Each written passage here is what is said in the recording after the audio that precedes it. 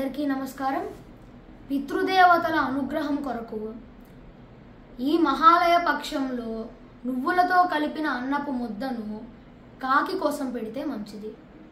ఈ మహాలయ పక్షంలో నువ్వులతో కలిపిన అన్నపు ముద్దను స్వర్గస్థులైన మీ పూర్వీకులను స్మరించుకుంటూ నీటిలో కలిపితే మంచిది.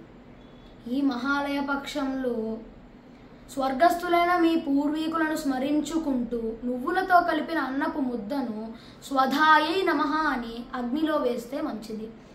ఈ మహాలయ పక్షంలో స్వర్గస్థులైన మీ పూర్వీకుల పేరుపై గోవుకు గ్రాసం ఇస్తే మంచిది. ఈ మహాలయ పక్షంలో వెండిని దానం చేస్తే మంచిది. ఈ మహాలయ పక్షంలో పితృదేవతలు తృప్తిగా ఉండడానికి బ్రాహ్మణులకు మంచి భోజనం పెట్టి దక్షిణ ఇస్తే మంచిది.